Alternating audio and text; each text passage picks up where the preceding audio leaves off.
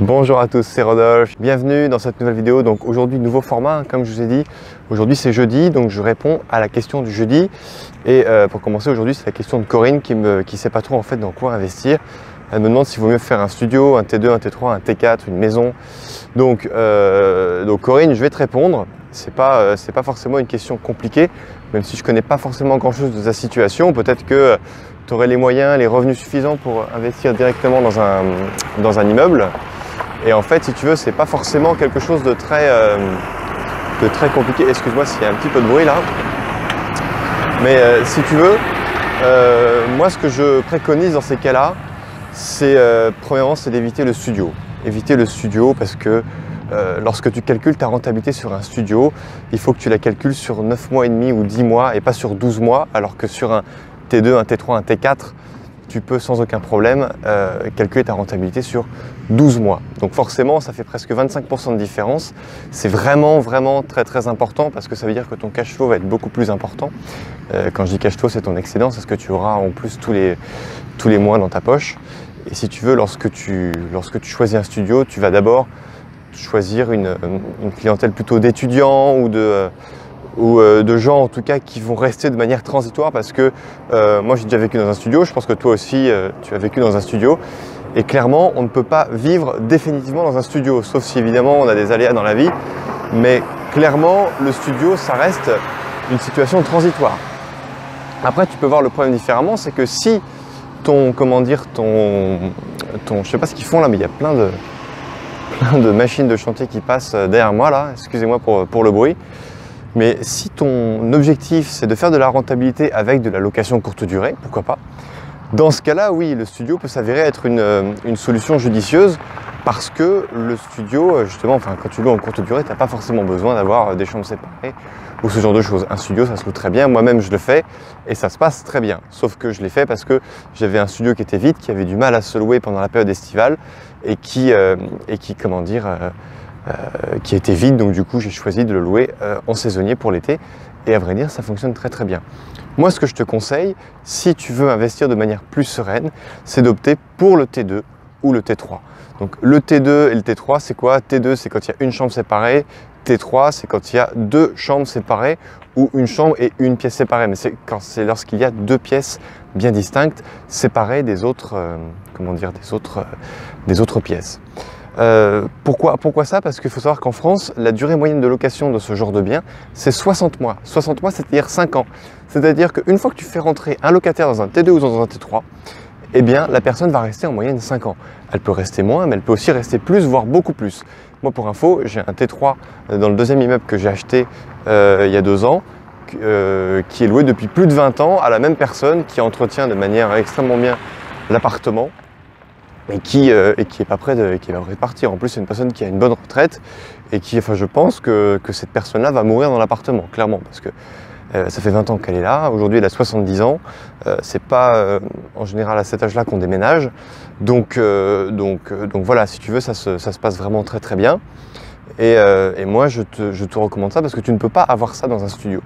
Donc si tu veux, voilà. T2, T3, c'est les produits que je connais le mieux. Je connais aussi les parkings, je connais aussi les studios. Donc voilà, en fait, je ne connais pas trop ta stratégie, quel est le protocole que tu as choisi. Mais si tu veux avoir de la tranquillité, c'est clairement le T2 et le T3. N'oublie pas qu'en même temps, si tu dois acheter loin de chez toi, tu vas forcément le faire gérer par une agence. Pourquoi? Parce que les entrées et sorties de locataires, tu ne vas pas t'en occuper toi-même. Faire les états des lieux d'entrée et de sortie, tu ne vas pas t'en occuper toi-même. Donc, il faut savoir que lorsque tu fais gérer, certes, ça a un coût, mais non seulement lorsque tu fais rentrer un locataire, en général, l'agent immobilier, soit tu négocies un forfait de 100 € par exemple pour faire rentrer un locataire que tu aurais par exemple trouvé, soit tu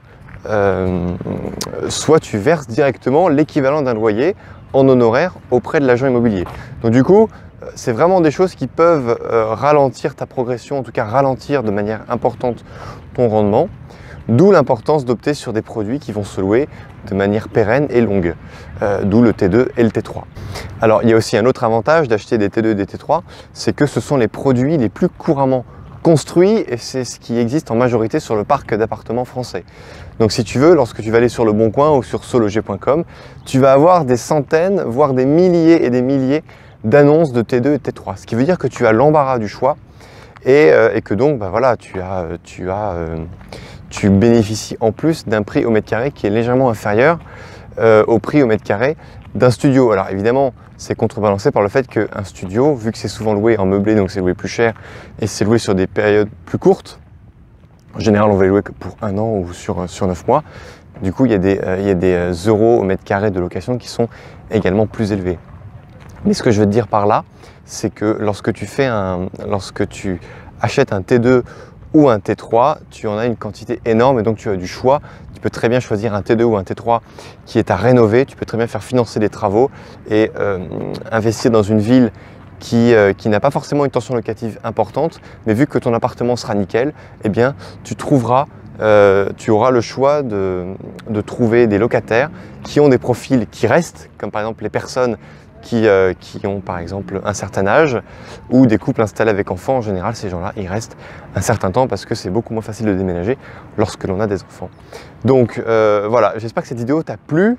Elle a été un petit peu longue pour un sujet qui peut paraître peut-être anodin, mais en fait il n'est pas du tout anodin. Je me suis moi-même posé longtemps cette question-là et j'étais focalisé avant sur les studios.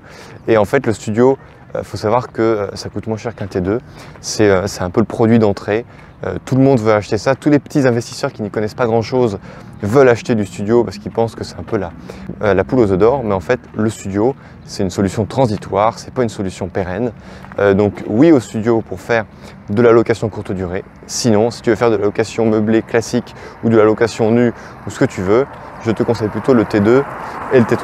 Et puis en plus, entre nous, c'est un petit peu plus gratifiant de se dire qu'on a une collection de T2 ou de T3 plutôt qu'une collection de studios. C'est un peu comme avoir une collection de parking, si tu veux, c'est bien, mais ça rapporte des plus petits loyers. C'est un petit peu de l'immobilier qui va être un petit peu lent à grandir parce que ça va être des petits produits qui ne vont pas forcément rapporter beaucoup, alors que le T2 et le T3, ça restera attirant pour tout le monde. Les gens pourront l'acheter pour leur résidence principale, alors que des studios vont intéresser principalement que des investisseurs. Voilà Corinne, j'espère que cette vidéo t'a plu, elle était pour toi, elle va en même temps bénéficier à la communauté. N'hésite pas à la liker, à la partager, abonnez-vous à la chaîne, juste en bas, vous cliquez juste en bas à droite de cette vidéo et comme ça vous m'encouragerez à toujours vous donner du contenu de qualité. J'espère que ce nouveau format vous a plu. Vlog, donc vous voyez je ne me prends pas trop la tête, je filme avec mon téléphone portable, je upload sur YouTube, je fais une petite description comme d'habitude avec une vignette et basta, c'est tout.